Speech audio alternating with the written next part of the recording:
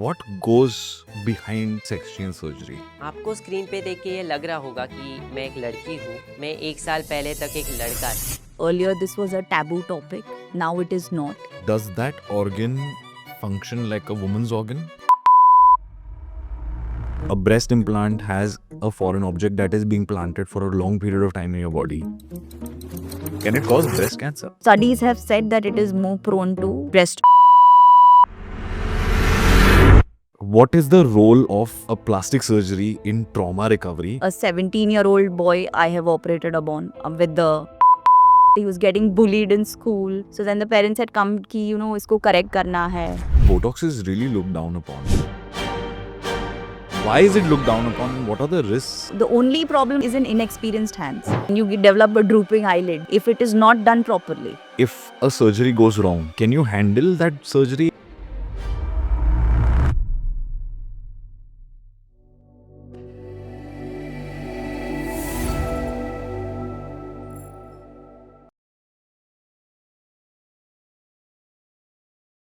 According to ISAPS, 85.7% of the people who are opting for plastic surgery are women. What is the psychology and what are women thinking that why do they need to do these kind of procedures to a God-given body? Everything is on social media.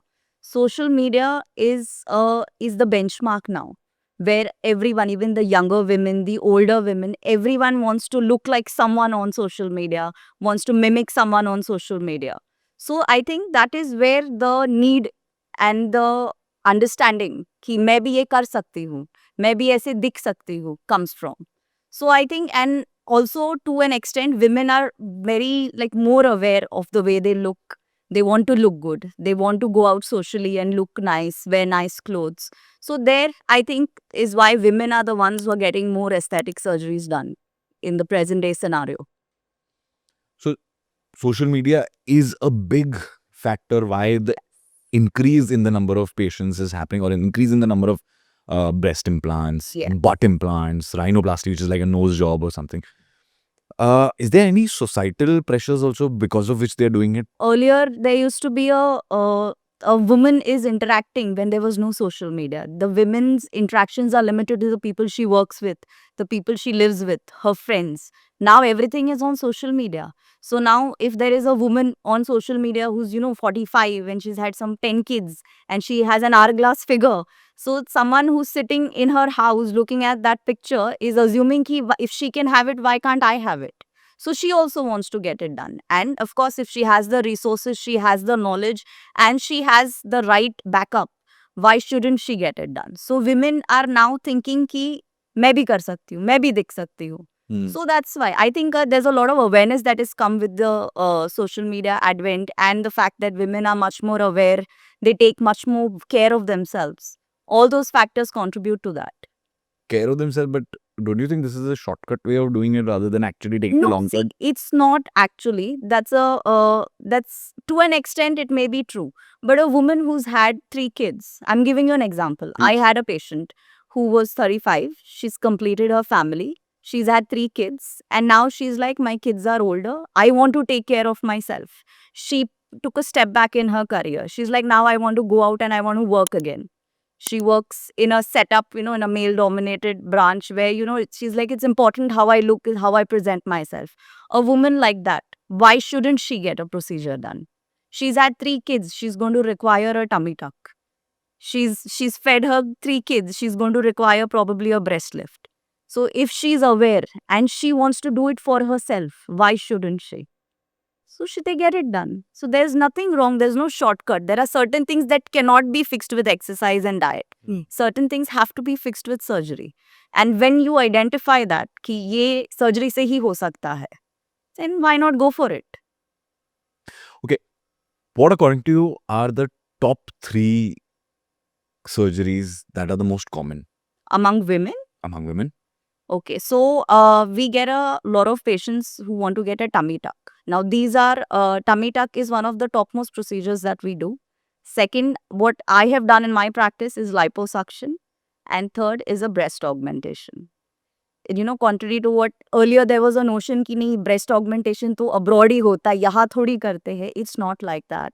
Breast augmentation is a very common procedure that we do. Now, let me start with the tummy tuck procedure. Please. Tummy tuck is a procedure that we usually do for women after they've completed their family. So a lot of women in the mid 30s range who've completed family, kids are taken care of, kids are older, are again focusing on themselves. Okay. And they start focusing on this and they realize ki, oh, I cannot wear a certain outfit because of the loose skin, which has come because of my pregnancy. How to correct that? So tummy tuck is the option. So that is the commonest procedures that I have done. Like, The stomach becomes flat and it looks natural? yes. Or does it look It looks stitched? natural. No. It looks natural. Your stitches are in an area which can be well hidden. Okay. It's like in the C-section, like how a C-section scar is well hidden. The same way the tummy tuck incision are also very well hidden in your bikini line. So it's a very nice procedure and it really boosts confidence for women. Okay. So this is a procedure I also recommend to women who have come for what we refer to as a mommy makeover. Mm. It's a part of that, the entire. So mommy makeover also, we'll come to that later. So the second procedure is liposuction. There are certain areas in a woman's body which have stubborn fat. So in spite of kitna bhi exercise kar lo, kitna bhi gymming kar lo, it just does not budge. Now, such areas, the only option is to address it with liposuction. Because these areas, you've tried everything. You've tried the diet. You've tried the exercise bit. You've tried the cardio, the weights, everything. But nahi ja raha, to kya kare? She shouldn't have to choose ki I have to live with it because nothing can be done. So your option for this is liposuction. Now the plus point of a liposuction is that it can target isolated areas. Like if you see women post the childbearing age, they tend to have wider hips. Hmm. That is the body's natural reaction. The body gets prepared to deliver a baby. Post that fat is very difficult to lose. So then we target those areas with the liposuction. And Walk me through a liposuction. so liposuction, depending on which part of the body we are addressing. Thighs is one of the commonest areas we do liposuction for because it's a little difficult to lose weight on the thighs post a certain age. Okay. Because your metap comes down with your age. You have gone through pregnancies and everything. So certain difficulties come. So what we do in a liposuction, suppose it's only in the lower part of the body. This I'm referring to only if I'm doing a thigh liposuction. We give a spinal anesthesia. Spinal anesthesia is जो back में injection देते हैं जिसमें से पैर सुन हो जाते हैं. So the patient is awake during the procedure and the legs are numb. We infiltrate a tumescent solution, which is a combination of a lot of things which helps suck out the fat faster. Okay. Okay. Once we have infiltrated the entire area which is to be liposucked, we use the suction machine depending on which machine you're using, whether it's a power assisted or a Vaser or an ultrasound assisted. That depends from doctor to doctor, which one they want to use. We suck out the fat. Now, the plus point about a liposuction procedure is up to 6 liters. This can be done in it as a daycare procedure. Anything more, I do not do liposuction for more than 7 liters is my cutoff. More than that, I feel like the patient requires hospitalization. And it's an aesthetic procedure. So some patients are like, हमें hospital नहीं रहना, daycare में करेंगे. So then 6 liters निकाल के, once the patient gets back sensation, we put a pressure garment for that patient, we send her home. And the liposuction, the plus point is the scars are very tiny because the liposuction cannula is like a thin tube. So we only make like a 1 or 2 millimeter stab incision and the cannula goes inside from there. So those incisions are also not visible. 6 to 7 liters of fat. Yes. That's a lot of fat That is accumulated. fat, yeah. But see, again, this is fat, tough fat which cannot be removed. We do what we call mega liposuction also, जिसमें 13, 14 litre भी एक sitting में हम निकाल सकते हैं. But it is again, it's a larger procedure. It requires longer anesthesia time, more effort, and the patient needs to be kept under observation for 2 days post the procedure. Okay, so if somebody comes for a daycare procedure Hmm. and obviously they might not be able to remove all the fat content that they want to, when again they need to come back, how many days of a gap they need? So I usually recommend at least a week to 10 days because once the liposuction is done, once the anesthesia and everything is over, the patient feels a little sore. See, there is going to be pain. Any surgical procedure cannot be painless, but the pain is bearable. Okay. So we send the patient home and we ask the patient to start mobilizing themselves, start walking. After 3-4 days, resume your normal routine. Once the patient is comfortable, then maybe we can do a second procedure in a span of 2 weeks to 3 weeks. And not in the same part. Then we're talking about some other part that we are going to do. Hmm. Okay. Let's talk about the elephant in the room, the breast implants. Yes. Walk me through that. So see, the breast implant again. There is a lot of motivation to get a breast implant. The reasons are very different. There are some women who are flat chested. Some women who feel that in the course of their work they need to have bigger breasts because they can wear certain kind of outfits which will accentuate their figure. And some women just want to get it done. I want to feel good for myself, and to me that is a good enough reason. So I never refuse a patient who comes to me and says कि मुझे ये बड़े चाहिए breasts because I feel like I am losing confidence.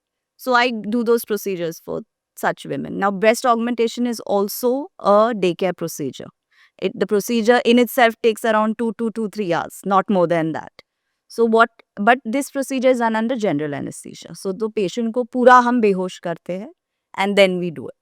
So we usually use silicone implants. Saline implants are not used anymore. So the latest is silicone implants depending on what size. So let me walk you through a consultation of a breast augmentation. The patient comes to me. I first ask her, what is it that you want? I had one patient once who came and said, I want 500cc implants. I said, ki, what is that?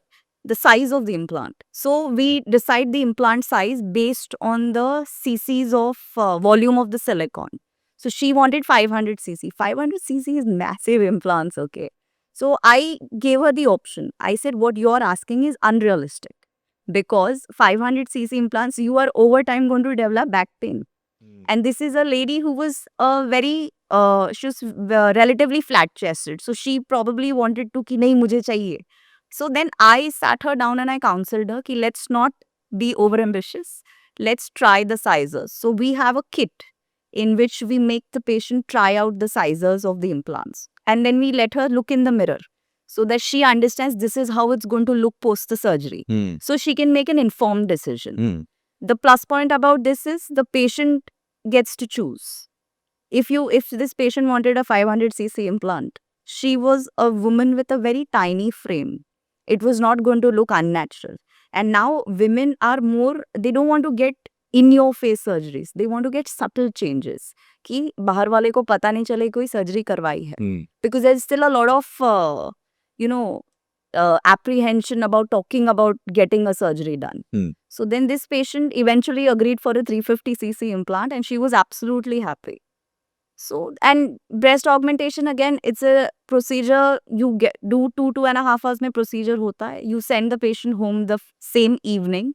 You see her for follow-up in a 2-3 days time. The stitch is also dissolvable and she's good to go. I want you to tell me 5 or 5+ questions that every patient should ask their surgeon before going in for the procedure. Okay. So the first and foremost question is the qualification of the surgeon. That usually is something that they have researched and come.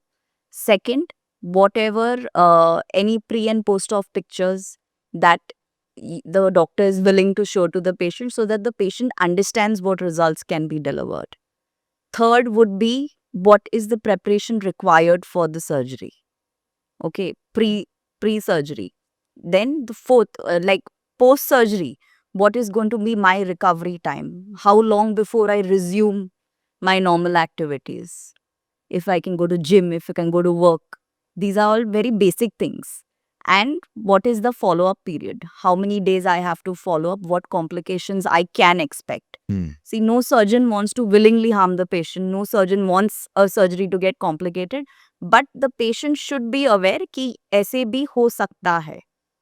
So that is important. If you're doing a surgical procedure, a wound infection is something very, no one wants it.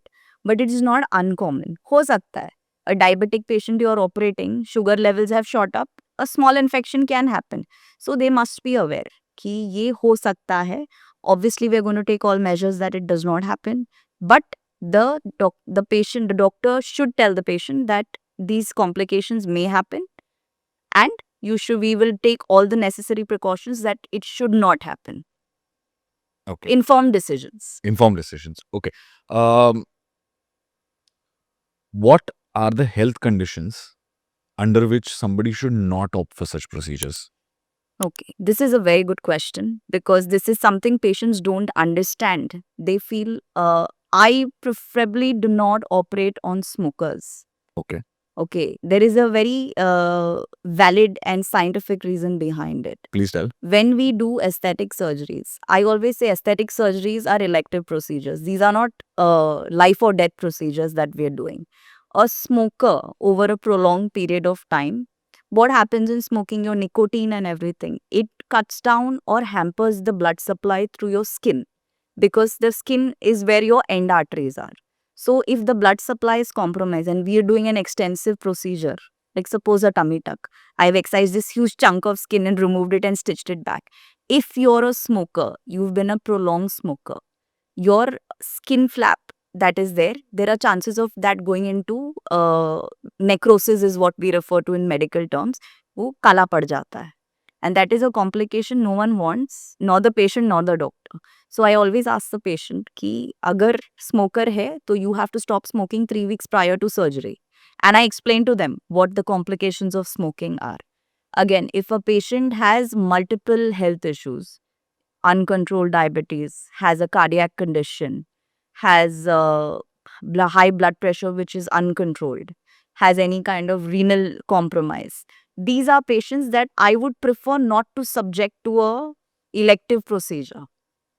Because these things tend to complicate your post-op recovery. If suppose you are a diabetic, the patient's a diabetic, diabetes unka control mein nahi hai, I have subjected him to a surgery against my better judgment, and post-op his sugars have shot up, his wound healing will get hampered, and that will hamper your result. So then no one's happy, patients also not happy, and doctors also not happy. So basically, smokers, Yes, people with diabetes, diabetes, cardiac problems, BP. BP. Yes, uncontrolled. Anyone with uncontrolled any of these conditions. And again, I also tell patients who are unwilling to follow the post-op instructions. Post-op, in most of the aesthetic procedures, we ask them to wear a pressure garment. Okay, the pressure garment is like this tight garment which keeps everything together. It's very uncomfortable. Okay, but it's a necessary evil. If I feel on a consultation a patient is not going to be compliant post-op, I advise them ki please don't get the surgery done, because surgery karwa ke if you're not going to follow instructions, it's not going to help you, and your result is not your result is going to be subpar. Then why get it done? So compliance is something post surgery that we assess when we are consulting with the patient. But when you're talking to the patient, you can make out कि ये बंदा नहीं cooperate करने वाला, तो इनको नहीं हाथ लगाना है. Are you understanding? So that's how we assess. And over the years, it's a joke amongst the all of us ki when as you grow older, you learn which patient not to touch. I've had one patient who has come for a male breast correction surgery. On the morning of the surgery, our man's come after smoking 2 cigarettes. And he's smelling of smoke when he's come. So I said, I thought I told you. So then he said, yeah, but I can't quit. I can't do it. So then this particular patient, I got him like a full written consent. I took a written consent explaining to him that, what all complications can arise. He still didn't quit smoking, this patient. But it's important that they're aware. Because then it becomes my liability. तुमने क्यों हाथ लगाया? So patients have to be aware. See, these are all educated patients. These are patients who are aware. And patients are usually nice. They understand. So I feel it's always smarter and wiser to explain to them what the complications can arise and let them decide. What are the most common surgeries that a man opts for? So in my practice, what I have seen is the male breast reduction. It's a very common procedure and there is no age group. Means I've had a 17-year-old boy I have operated upon with the male breast, and someone as old as a 45-year-old male also. So even males are also getting fillers, Botox, those also procedures. And we've had a few males who've gotten a neck lift done. What is a neck lift? So a neck lift is a procedure with age your skin sags in the neck. So it's a part like how you do a facelift. If you're aware of a facelift, the same way we do the neck lift also. So what we do is we tighten the skin and the muscles of the neck. It's a very extensive procedure. It's very commonly done also. Hmm. So male breast reduction is the number one. Number one. Yes. What happens in it? So in male breast reduction, basically you have to understand what male breast, why it is unnatural. So what we refer to it as medical terms में gynecomastia or male boobs as we put it up in the vernacular language. So what happens is it gives a very feminine appearance to the male breasts. So you know they're fuller, the nipples are puffier. So that gives a very, it's embarrassing for the males. You know, the patient that I had operated upon, the 17-year-old child that I was talking about. This child was going for picnics with his friends and his friends started making fun of him. Hmm. So that became like a very, like he got very upset. He was getting bullied in school. So then the parents had come ki, you know, isko correct karna hai, kya karna hai. So then in a 17-year-old, it is important that you take the consent of the parents and everything because he's not of age. Hmm. But eventually, we got the consents from the parents. The psychiatrist also said, ki, yes, he's suffering because of this condition, so it needs to get corrected. So this also, the male breast reduction is a very routine procedure. It is done in daycare, the same way under general anesthesia. So what we do is we liposuck out the fat in the male breast. And we also remove a part of the gland, Hmm. the breast gland, which is under the nipple, which is causing the puffiness. Okay. So it gives a very flat appearance Unrealistic expectations. And how do you deal with them every day. every day? Every day. So I had this one patient who came with a picture of an actress and said, "Mujhe aisi naak chahiye." Okay.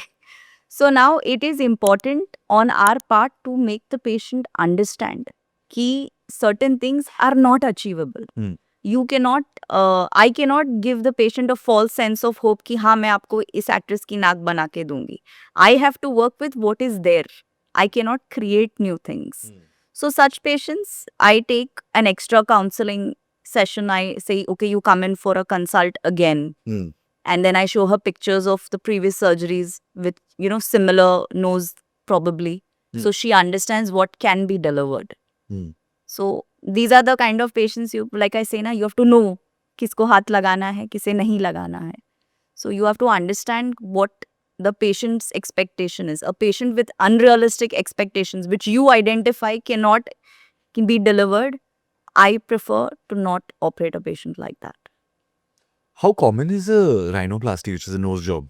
Very Common common. ones. Rhinoplasty is a very common procedure, a nose job, because see, nose is the central part of your face. It's where all the focus of your face is. So a lot of times patients they focus even if there's someone with good facial proportions, but the nose is too big. Hmm. It's a cause for distress for patients. So rhinoplasty. What happens in it? Can you walk me through a rhinoplasty? So, a nose job depends on what needs to be corrected. There are certain patients who have the tip of the nose is slightly downwards.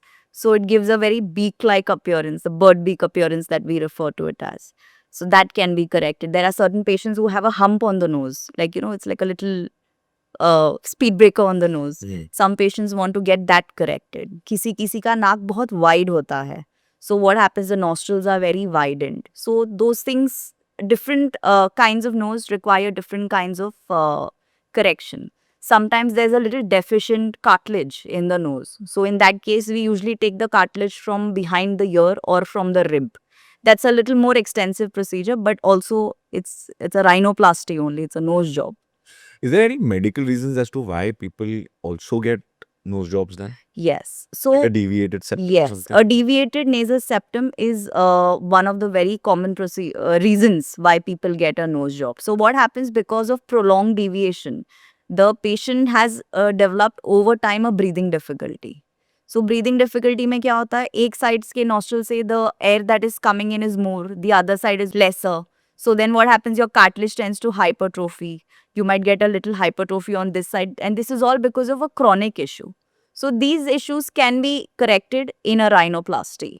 So what we do is we combine it with a septoplasty and the rhinoplasty together to give the desired appearance. Skin treatments, the Botox, the fillers, and I don't know what not. So walk me through all of this. What is a Botox? What does it do? What is a filler? What is a skin booster? And what's the difference between all of these? Okay, so let's start with Botox. It is done very routinely. Everyone does it. It's done as a office procedure. So Botox is actually botulinum toxin. It works towards, it blocks the signals to the muscles which are causing the lines of aging, the lines on the forehead, the lines around the smile lines. Okay, these are all addressed with Botox. Now, the plus point about Botox is it's a very simple procedure. There are fixed units that you put in your forehead or around your eyes to take care of the dynamic lines. Okay. It will not take care of the static lines. So now the trend is that people start doing Botox at an earlier age, before the appearance of the static lines. What is the dynamic line and what So is dynamic lines are the lines when you do your facial expression, like raise your eyebrows. Those are your dynamic lines. Okay, all Now, nice. yes, frown please. No, with your eyes. So these are all the lines that the Botox takes care of. Okay. Now these lines over time, when they are not addressed, they become static lines. Okay, so even if you're not frowning or not raising your eyebrows, those lines will still be there. Botox can't fix those. So now the trend is कि वो lines आने से पहले ही Botox शुरू कर दो. Okay, so now we're getting patients as young as 29, 30 starting with their Botoxes. And it's giving good results. It gives you a nice shiny forehead and people are happy. It gives you a more youthful appearance. And Botox in itself is used for a lot of medical indications also, like migraines. Migraines is a fairly common condition. So migraines can be addressed with Botox. Really? How? We give it around the forehead. So then they have this habit of grinding their teeth. So we give it in this muscle, the masseter. So that is one thing. Then patients who have excessive sweating in their palms or their armpits, those patients also we do micro Botox. It reduces the sweating. See, sweaty hands is very embarrassing for a person who has it. They're constantly wiping their hands and doing things. So it's very distressful to the patient. And a simple micro Botox procedure corrects that for a period of 3 to 6 months. The only drawback about the Botox is in inexperienced hands, it can be a little tricky because what you're doing is you're paralyzing your muscles. Okay, so if it is not given properly, you may develop a drooping eyelid or, there might be a little asymmetry in the face, like one eyebrow may go a little higher, one may be a little lower. But again, that happens only in inexperienced hands. Experienced hands, you know where to give it. It's pretty straightforward. Botox is really looked down upon also in our society. I mean, it is. You know it. Why is it looked down upon, and what are the risks involved with Botox in the short term and long term? Botox in the long term has no risks for a simple reason: your body processes it. Botox leaves your system in a span of 4 months, 6 months max, not more than that. The drawback is, again, the fact that people do not want to admit. They want to say that we've aged naturally. So they don't want to admit that we're getting the Botox done. That is where the shortfall of Botox is. Otherwise, the only problem, like I said, is in inexperienced hands. If it is not done properly and you develop a drooping eyelid, you can't do anything about it. You have to wait for the Botox to leave your system. That is the drawback. You cannot immediately correct it. It is going to be there till the Botox leaves your system. So you are stuck with a drooping eyelid for a span of 3 to 4 months. What are fillers? So fillers and Botox usually go hand in hand. Now fillers are something that add volume to your face. Okay. Now aging ka sabse common side effect is the hollowing. You're losing, and a youthful face will have full cheeks, fuller temples, a nice jawline. With age, all these things tend to sag. So filler can add volume to your cheeks, to your temples. It can redefine your jawline. It can give you fuller lips. So that is what fillers do. So Botox, so we get most of the patients that we get for any kind of facial aesthetic correction is a combination of Botox and filler. We do the Botox for the lines and then we put the filler in the cheek or the temple to add more volume and give the youthful look to the face. What is the chemical used in a filler? Like, It's hyaluronic acid. Like- It depends on which filler you're using, but hyaluronic acid is the basic one that is used. and how long does a filler last in your body? So the filler lasts from anywhere between 8 months to 12 months and it then has to be redone. So the only drawback of the Botox and the fillers is that you have to repeatedly keep doing it. Okay. Because see, you are the product eventually gets metabolized from your system. Uske baad your aging process is not stopped. So what the mindset of the person like a layman is that कि Botox एक बार शुरू किया तो वो बार बार करते रहना पड़ता है. That is not like, it's not like that. It's because you have gotten used to the nice smooth face without the lines. When the Botox starts wearing off, you feel that you have to get it done. It is not changed anything in your appearance. Okay. And you have not stopped your aging process. 6 महीने बाद you have aged more. है ना? So you are going to require the Botox only to correct the lines. It is not कि requirement बढ़ गया कि अरे अभी ज़्यादा लगेगा, ऐसा कुछ नहीं है. How often do these treatments need maintenance? Every 6 months. Botox requires 6 months, 6 monthly. I have done for patients 4 monthly also. Really? Yeah, see, it depends on how your body metabolizes the product. If you are in a job where you do a lot of facial expressions, you're doing a lot of movement of your face, it will metabolize your Botox faster. Like actors? Yeah, maybe. Anything. If a teacher, she's yelling at the kids, making faces, she's going to require. So your how fast your body metabolizes the product is what indicates how fast you need to get a retouch. Retouch done. But normally 4 months to 6 months is what Botox requires. Fillers, of course, stay in your system for longer. So fillers also, in a year's time, too, you require. Is there any natural alternative to all of these things? Fat grafting. So see, What is that? So I'll tell you how it is.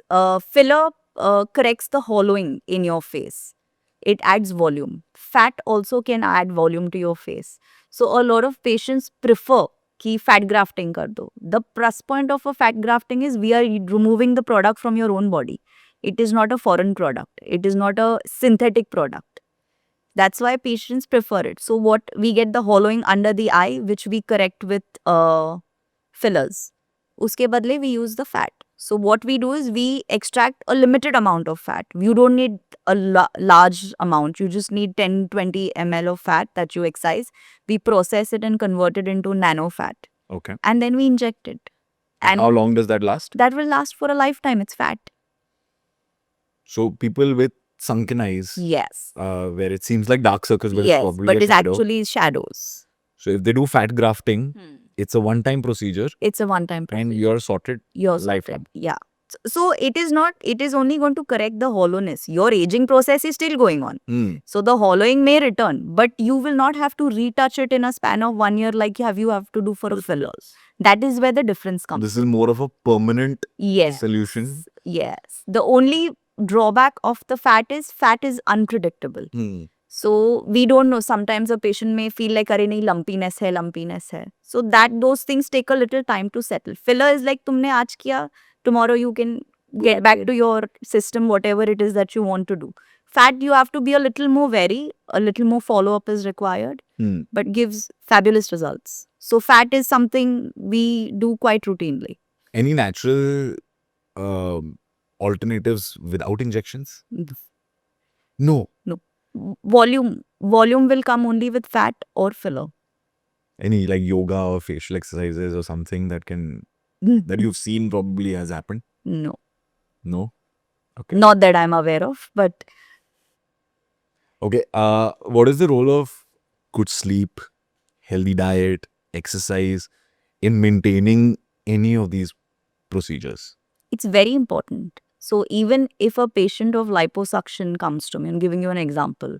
If that patient is telling me कि मेरा weight तो 5-10 kilo ऊपर नीचे तो होता ही रहता है, that's not an ideal candidate for liposuction. Because they are not going to maintain a lifestyle to maintain the weight loss that has happened. So your lifestyle is very important. Eating healthy, eating, good food, proper sleep, proper exercise. All these things are very important, maintaining what result we have delivered. Hmm. If I do a nice filler and give you the laser, the skin treatment and everything, but you are continuing with your lifestyle of मैं तो 2 घंटे ही सोऊंगा, मुझे नहीं करना ये सब, then it's going to start affecting your appearance eventually. The filler can only take care of that much, but your fine lines will keep appearing because you're tired. So good sleep, good diet, as much as we don't give it importance, is very important in the long run. Okay. Is there an ideal age you would say that below this age you should not opt for a Botox or a filler or something like that? So I prefer not to. Botox, though, anyways, now the age limit is come down drastically. Like people It's come down. Yeah, people are getting it done in their 25-year-olds also. So a lot of this muscle is what gives you the fuller appearance of the lower part of the face. It's the masseter. So normally youthful look is when your face is V. Hmm. So this we address with the Botox. So this procedure I have done in a patient as young as 22. And she's very happy. But then again, Botox is something that you have to keep retouching. Correct. Filler, yes. Filler, I feel that you should do it at a later age because it's a ongoing process. Hmm. कि ऐसे नहीं कि आज filler किया तो हम उसके बाद लाइफ लॉन्ग नहीं कराएंगे. You have to keep getting it done. So I feel only once the hollowing appears. The lip filler, again, we get a lot of patients in a younger age group who want the much desired pout. Hmm. So the lip filler, you get patients as young as 20 also who want to get it done. Interesting. I want to understand what are the common risks that are involved with any aesthetic surgery. Okay. So any surgical procedure, whether it is aesthetic or it is non-aesthetic, comes with its own risk and complications. You have the risk of anesthesia, the risk of post-op infections, the risk of prolonged bed rest, the risk of delay in wound healing. These are the normal complications that we would expect in any surgical procedure. Specifically, in an aesthetic procedure, your major concern would be that the patient's not happy with what has been delivered. One thing. Then one more thing is that wound dehiscence, what we call. The stitch might open. There might be some kind of infection that can happen. So these complications are common to any surgical procedure. And again, the complications for every surgical procedure are different. Like suppose I'll give you an example in a breast augmentation. Suppose the implant is not properly placed. Over time, as your body heals, that is when you realize that कि patient का कैसे implant बैठने वाला है, कैसे वो दिखने वाला है. It is very, it's actually impossible to predict on the table at the time of a surgery कि ये इम्प्लांट पोस्ट ऑप 3 महीने बाद ऐसे दिखने वाला है. So those are the things that we have to prepare the patient for. And of course, scarring. Scarring is the major issue post these procedures because there is no such thing as a scarless surgery in aesthetic practice. Okay, so now how a scar is going to behave is unpredictable. Indian skin in general does not scar so well. The Caucasian or the European skin, because they are fairer, their scarring is much better. Our skin is more prone to the darker scars, the hypertrophies. So scarring is one of the major issues post the surgery in the long run. What is the worst thing that can happen in any cosmetic surgery? Infection. Infection is what I worry about. So there's nothing like losing a patient on the table or post-op. So, few none of the procedures that we do are life-threatening. That's why we follow very strict protocols about what the safety margins are. Like I say, in a daycare setup, I will not do liposuction for more than 6 liters. For a simple reason, anything more than that requires the patient to be under observation. So, there are chances. See, there are always chances. A patient who has some underlying condition which was not diagnosed prior can, die on the table. But it would not be because of the aesthetic surgery. It could be because of some underlying condition which went undiagnosed. Okay. So that is where the risk of anesthesia comes in. The risk of anesthesia is always there in any procedure, whether it is aesthetic or non-aesthetic. Tell me 3 tests that a person should do before even considering any aesthetic procedure or any plastic surgery. So what we recommend is your basic blood work. Your basic blood work includes your hemoglobin levels, your WBC count levels, which indicate how well you are adapted and how your infection levels or anything like that. If there is some silent infection somewhere, which is not manifesting any symptoms, we have to understand that. Second is cardiac profile, ECGs. However young the patient is, we insist on an ECG. And of course, as protocol dictates for any surgical procedure, we get the viral markers done, HIV, HBsAg, HCV, which because these are protocols. If you are operating on a patient, a doctor is also exposing herself or himself to the risk. So these are the 3 tests that have to be done. Any surgical procedure. Okay. If a surgery goes wrong, can you handle that surgery and correct the wrong? So depends on what you refer to as wrong. Means if you're saying ki the result wise it is Result wise, if it is gone wrong, then can it be it correct? can be rectified, depends on what has gone wrong again. So what can happen is suppose we're talking about a breast augmentation. The implant may not be placed in the proper position. I can always go in and correct it. Okay. Okay, that can be done. But if there is some gross thing that has happened कि tummy tuck किया और side में से skin flap necrose हो गया, then obviously it is going to require something more.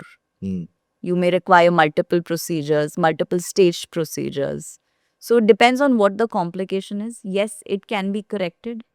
But again, we all hope that we don't have complications when we operate. Yeah. Okay. What are the long-term side effects of a breast implant or a liposuction? So see, every procedure has a different long-term effect. If it's suppose talking about a breast augmentation, the breast augmentation ka drawback is over time, the breast tend to sag because your aging process has not stopped. So what happens is the implants again get come down. So and the implants over time, probably in 10-15 years, may require an exchange. So that is the long-term effect of a breast augmentation. Suppose it is liposuction. Liposuction का एक plus point है कि जो fat निकाला है वहाँ पे fat नहीं आ सकता वापस because we have removed the fat cells. So you will not gain weight in those areas that have been liposucked. With whatever you eat. But it will come on the other parts. Huh? Other parts it will come. Okay. But the areas where the fat is already removed, you cannot gain weight in those areas because the fat cells have disappeared. We've removed them. So liposuction also. Liposuction का एक negative drawback है कि a little contour deformities may appear over time Okay. when you tend to gain weight or something. But that is again true in any aesthetic procedure. If you do and you are not taking care of your diet and everything post-op, you are going to gain weight. Okay. Couple of questions I have on this. Does like you said, a breast implant has a foreign object that is being planted for a long period of time in your body. Can that get infected or can that be a cause of cancer? That does it kill the cells around or cause any form of permanent infection or harm to the body? So there is a certain particular type of implant which they have seen over a period of time. Studies have said that it is more prone to appearance of malignancies. But it is a textured implant and it is mostly seen in patients who already have a family history of breast malignancies. Second, yes, the implant can get infected. The implant can rupture also. I've had a patient who I think after 15 years had a spontaneous rupture of the implant. 15 What happens years. in that? The outer layer of the implant, the silicone gel it's held inside another covering. Okay. That burst and all the silicone came out. And that then you have to get a proper surgery done. You have to give it a good wash. open it surgically, remove all the remnants of the implant and everything. So this is one of the complications of breast augmentation with implants. And again, their infection as such in the later period, we have not seen. I have not seen. But it is possible in a patient who is probably had a mild rupture and there is some leak of the silicone. And suppose the patient has a raging diabetic in a later age, then there's chance of infection in a case like that. Can it cause breast cancer? No, not breast cancer. And this is studies of how many years that have proven this? 20, 25 years. long term. That is long enough Yeah. to know that, okay, this is not a direct cause This is not a direct cause, yes. of breast cancer. Okay. What if a woman wants to conceive and is just got married or not married but wants to start a family?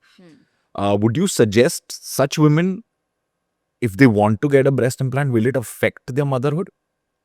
Yeah, why not? It will not affect the motherhood. So your breast implant is sitting under your muscle. Your anything post delivery, your breastfeeding and everything comes from the glands. We are not touching those glands. Breast augmentation does not affect breastfeeding in women. So that is a myth. Then that is a very common question women ask, unmarried women when they come to you. They ask, will it affect? So it doesn't. Any others of these surgeries or even Botox fillers or anything, do they affect the metabolism? No. So see, Botox and fillers are something very locally acting. So they are not going to affect your metabolism or anything like that. Hormones? No. Nothing. Nothing. Okay. What precautions should a person take before any surgery to know that they will get the best result? They have to follow all the instructions which are given by the surgeon. That is of utmost important. So if the surgeon is saying कि आपने 6 घंटा empty stomach रह के आना है, आपने आपके sugars control में रखने हैं, smoking quit करना है, all these instructions have to be followed. Because even the doctor is looking out for your best interest. Correct. So that is the precaution. That's what I always say. If you follow my instructions, you should be good. Interesting. Okay. Now we've spoken so much about aesthetic surgeries, the fillers, the Botox, the breast augmentations, the butt augmentation. But plastic surgery primarily has a more holistic reason behind why it is also, which is probably people who have suffered accidents, people who have suffered burns, acid attacks, which hopefully will reduce as the time goes by. But what is the role of a plastic surgery in trauma recovery? And can you share some instances from your personal experience that have changed the lives? Yes. So, plastic surgery in itself is a very broad spectrum of areas it covers. Okay. Aesthetic surgery is a part of it. So, plastic surgery, where trauma is concerned, we deal with hand injuries. We deal with total amputations of the hand, limbs. We deal with facial traumas, like bone fractures in the face post accident. And we deal with burn injuries. We deal with any kind of trauma on the face, hands, legs. These are all dealt with plastic surgery. This is our area of expertise mostly. And of course, other areas also which come into the play. So, I'll give you a simple example. What we repair in hands, your fingers that move, these are all the tendons that move. So, we deal with tendon injuries. We deal with the vessels, your blood supply, जो नस काटते हैं ना, those are your two major arteries over here. So we get a lot of those injuries also. So I had this one child who had come, 17-year-old. He had a fish tank fall on his hand and it has cut through every single structure in his forearm. Okay, it is cut. So where there are two major arteries, there are two nerves, there are some 15 tendons, everything was cut. So obviously once he presented to us, we did the surgery and everything, and then this child, after proper period of rehabilitation, regained function of that arm, of the forearm. So what people don't understand is they feel plastic surgery means if cosmetic surgery hoti hai. No, we deal with a lot of trauma. So the facial fractures and everything that you get in bike accidents, helmet nahi pehante, bike chalate hai, those are dealt with us. We are the ones who fix it. We put the plates and everything. Okay, how do skin grafts work for burn victims or acid attack survivors? Okay, so burns is a very broad spectrum of treatment. It's like a separate specialization in plastic surgery itself. There are people who just do burn surgeries. Do you do burns? Yes, I do burn surgeries because my primary training has been in burns, where I did. Walk me through what are the degrees of burns and what are the different procedures of skin grafting, and walk me through everything. Okay, so burns are divided depending on the degree of the burns. So the first degree burn is a superficial burn. It is only affected the upper layer of the skin. Second degree burn is a little deeper than that. Third degree burn is where it is gone through all the layers of the skin and it is exposing the underlying structures. And fourth degree burn is it is gone as deep as the bone. Now the fourth degree burn you see mostly in electric contact burns. Okay, now the first, second, and third degree burns are what you see in scald burns like garam pani gir gaya, garam tel gir gaya, or fire, with what we refer to as the water burn is what we refer to as a scald burn. The fire burn, means जहाँ आग में होता है, that is a thermal burn. So we have different terminologies. Now, what we need to understand is when you experience these burns, which are the burns which can heal on its own and which burns are going to require intervention by a plastic surgeon. So first and second degree burns usually heal very well. They heal over a period of 1 week to 10 days. Anything that has not healed, any burn which is not healed on its own in a span of 2 weeks is going to require active intervention, Okay. which we are referring to as skin graft, depending on how deep it is. So what people don't understand is that ki burn hota hai, they put water and they wait for it to heal. But it's not like that. Burns we divide into percentages. Depending on how much percentage of burn you have on your body, is you decide कि इनको hospitalization लगने वाला है कि ये घर पे manage हो सकता है. And there is no awareness with respect to this. Because what happens is kids, suppose now Diwali time and all, we used to get a lot of kids कि पटाखा फूट गया हाथ में, face पे छिटा उड़ा. That's all very common. Any kind of facial burn is indication for hospitalization. And there is a reason behind that. What happens is when you have a facial burn, all your systems swell up. You have inhaled the smoke in your nose, your mouth. Your airway tends to swell up. That makes breathing difficult. So, any kind of facial burn has to be addressed at a tertiary care setup. It cannot be managed at home. Okay. Kids, any child who has burns, facial burns, has to be dealt with in the hospital. Any child with burns more than 10% requires hospitalization because kids, a 10% burn in such a small body is a substantial amount. In an elderly patient, suppose there's an older individual, 60 years above, any burn about 15% in an adult, like an elderly person, requires to be taken to a hospital. How does a person know when they'll be burnt? How much percentage of the burn is there? So we divide it. We have this rule of How do they get to know at home? at home. No, facial burn है तो hospital लेके जाना है. There is no choice over there. Okay. If it's an elderly individual who has multiple other issues, diabetic है, hypertensive है, heart का issue है, pacemaker लगा है, और suppose पूरा हाथ जल गया है. Suppose only this part of this much hand is burnt. You have to take him to the hospital. Let the doctor be the one to decide कि it is required to be done in the hospital or it has to be done. And one more drawback of a burn is burn evolves over time. What you see in the immediate period, 1 hour post the burn, is not the complete picture. Your burn will evolve over a period of 24 to 48 hours. So 48 hours के बाद जो आपको दिखेगा, that is your actual burn area. So initially there's only redness. Then all the other things start appearing. So I always advise burn patients कि अगर burn है, नहीं समझ रहा घर पे, hospital लेके जाओ. It cannot be dealt with. Once you go to the hospital and they say if a doctor is saying कि नहीं ये हो सकता है घर पे, then you trust him and then you take him home. But don't think कि घर पे हो सकता है manage. And again, second degree, third degree burns say active surgical interventions required. So that is when the skin grafts and all these things come into play. So what protocol I am currently following in my practice is that any burn, if it presents to me in the first 24 hours, what I do is I take the patient in the operation theater and we put a collagen supplement. We get these collagen sheets. So they act like a biological dressing for the burns.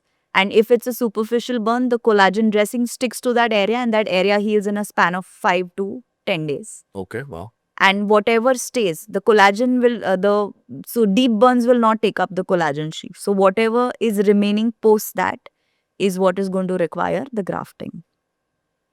Okay. Where do you take the skin from? The thigh. See, now again, in burns patients is very unpredictable. Sometimes we get patients jinke thighs burnt hai. Ideally, we take any skin because thigh is a larger area. You can get from all the circumferentially, we can remove the graft. So thigh is the area that we prefer to take. In a patient jahan thigh is nahi available hai, because of the injury, we try to take from the back, or we take from the leg, or we take from the stomach, whichever area we can find. And it is very important, this procedure, because what happens na, burns may your wounds are open, so the patient is losing all the necessary nutrition from there. You're continuously oozing fluid, so you are putting the patients going into like imbalance.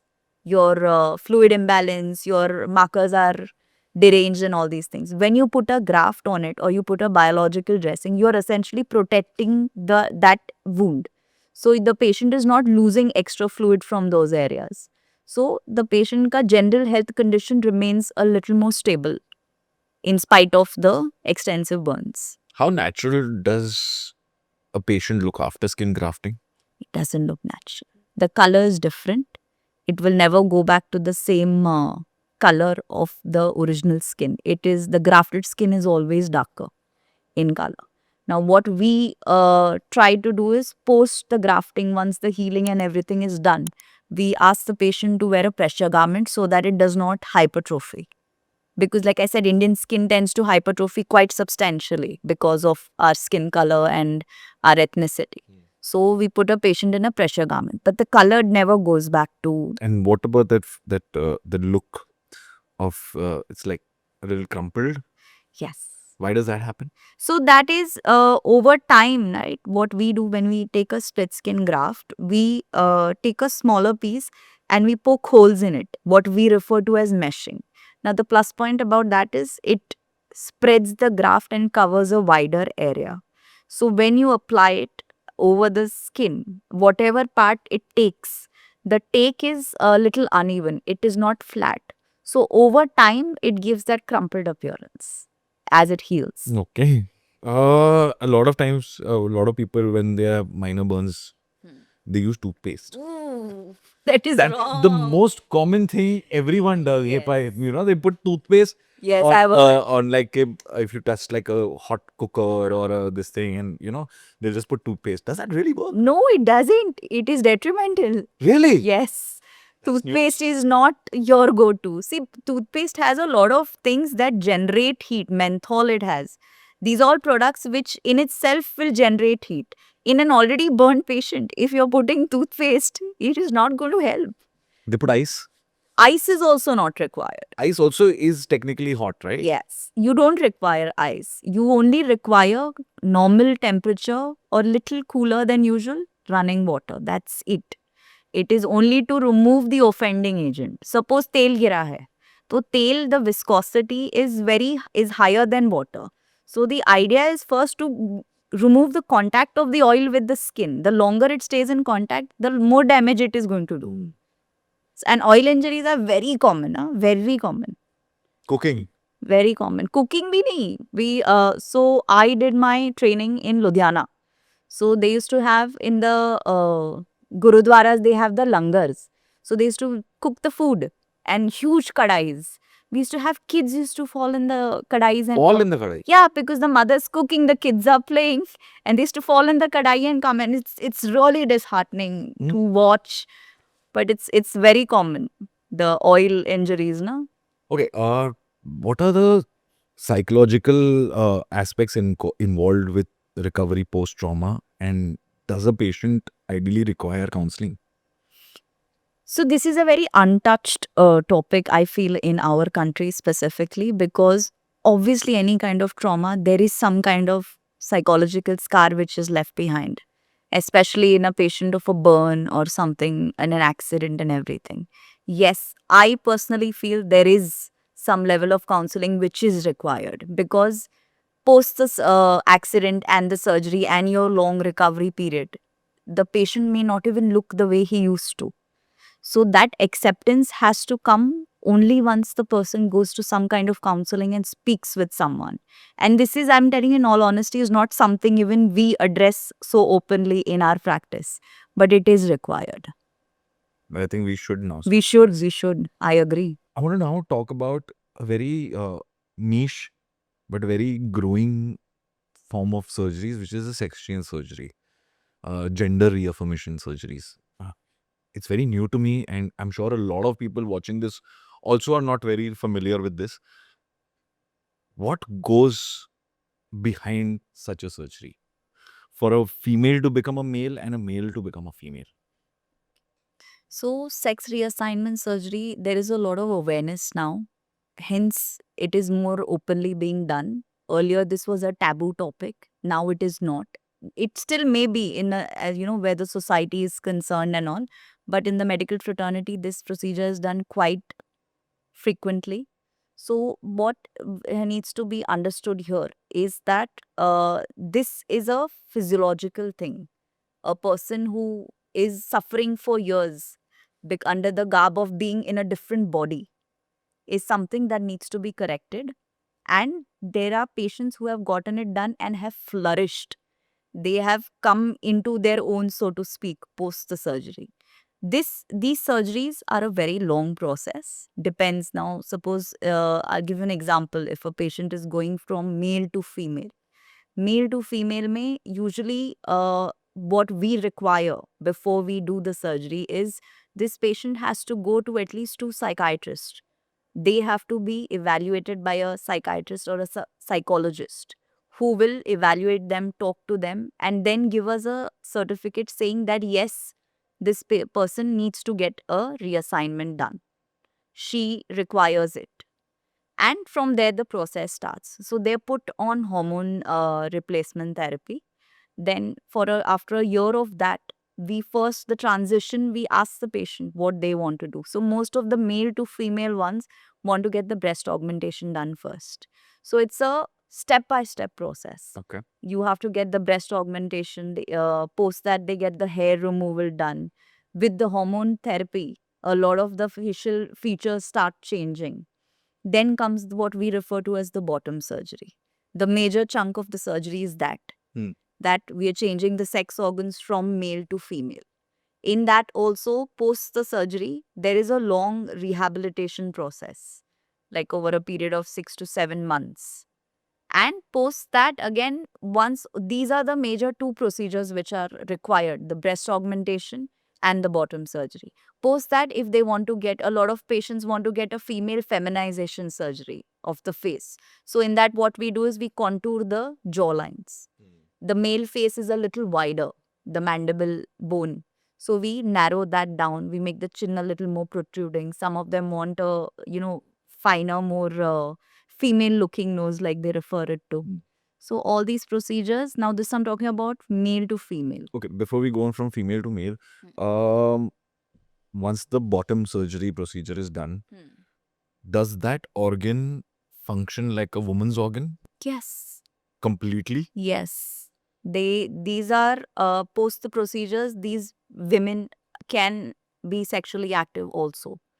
They are not going to have any kind of female they cannot conceive, if you understand that. They cannot conceive because your internal organs have not changed. Correct. But as per the appearance, functionality, everything they can do. Okay. I've had a patient who's gone ahead and gotten married post the surgery, and the person she was with was with her through the transition. Do they experience pleasure also? Yes. As a woman experiences Yes. pleasure? Yes. So other than conceiving, your entire functionality becomes like a female. like a female. Yes. Now the other, a female becoming a male. So female to male is a longer procedure. Because in male to female, we are not creating a new part. We are using the parts which are there to create the required organs. But in a female to male, the penis has to be made. That's a long process. So for how we start with male is the same way. The psychiatrist has to give a okay. The endocrinologist gets involved and starts on the hormone replacement therapies. Then we do a mastectomy to remove the breast to give the more male appearance. Then we go for the bottom surgery. And in the bottom surgery, first a gynecologist is also involved where they remove the female organs, the uterus and the ovaries and everything. And then post that, we start with the process of recreating a penis. That is a very long procedure because we're taking skin from here with the blood supply and recreating the penis. And over time, we put an implant also in that to give it the Shape. yes. So the female to male is a longer procedure. And again, the same question. Will they be able to function as a male? Yes, they can function as a male. They can have intercourse. All of those things can be done. So basically all the blood supply and everything is Everything. constructed Yeah. for it to become. So we attach it. Whatever is there, we attach it through the new organ that has been made. So they will experience Yeah. erections, they will Yes. experience. So the Urges. erection, the implant is for the erection. Okay. This is a very wide topic to cover. Yeah, I mean, it is wide and that can be a separate section Yes. altogether. Once again, maybe we can have this. Okay. Let's get to the section of what is the future of plastic surgery, aesthetic surgery, in your opinion? Very bright future. Like, do you think there will be robotics involved where you go into a machine, punch a couple of buttons and everything is I doubt that will happen. See, the robotics is already there. We are doing joint replacements and all with the robotic model. We're doing bowel surgeries with the robotic models. Plastic surgery, I still feel not yet because our work is very fine. Mm. We work under the microscope. We work with, subtle hands and gentle hands and all. So I don't think yet, maybe, 20, 30 years down the line, it may happen. But now I don't see it currently happening. And I hope it doesn't happen because I don't know how well that will go down with the people. Ours is a result oriented branch. What you do is what you see. But do you think there is experiments that are happening with the nanotechnology and everything that's There's a lot of experiments that are like you going. see in sci-fi movies, a person goes into the machine and there's some laser with nanobots I'm not aware if they're doing that yet. and everything. But eventually maybe. Okay. Not yet, but All right. So we're gonna get to the rapid fire section of our conversation. Okay, let's start. What is the difference between Botox and fillers? so Botox paralyzes your muscle and filler adds volume to your face. Okay. Can you guess which celebrity's look is the most requested in your clinic? Jacqueline Fernandez's nose is what a lot of patients have requested, and Hrithik Roshan's abs. Okay. What is the most overrated plastic surgery trend? I feel it is the fillers. A lot of expectation is surrounding the fillers.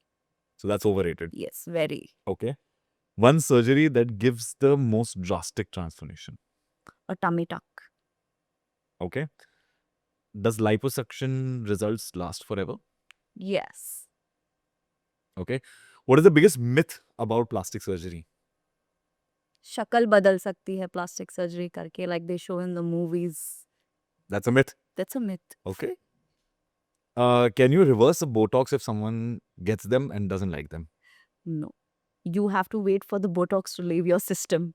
The filler, yes, you can, but Botox, you have to just wait for 4 months till the product is metabolized into your. So once it's in, it's in. It's in. One thing people should never do before surgery. Smoke. What is the biggest red flag when choosing a plastic surgeon? If the plastic surgeon does not deliver what's promised. But that's a post, no? Yeah. I'm saying what is the red flag before choosing? Before choosing is the degree, in all honesty. That's what I think. Okay. if money wasn't a factor, what's that one procedure you think everyone should try at least once? Body contouring. Body contouring. Yes. Body contouring we do with liposuction. So you can make the nice contours in the waist, you can etch the abs. All those things can be done. Body contouring is a beautiful procedure. Okay. So that's our podcast for now. And thank you for coming once again on Unlock with Kunal Jaising. Thank you again for having me. I hope you had a good time. I I had a lot of great information coming in and we spoke about so many things. So thank you. Thank you so much. अगर आपको आज का episode अच्छा लगा और आपने इस episode से कुछ भी सीखा तो प्लीज़ इस एपिसोड को लाइक कीजिए, मेरे चैनल को सब्सक्राइब कीजिए और बेल आइकन दबाना मत भूलिएगा ताकि जब हर वेडनेसडे मेरा एपिसोड रिलीज होगा आपको सबसे पहले पता चलेगा. Once again, thank you for joining me on Unlock with Kunal Jaising.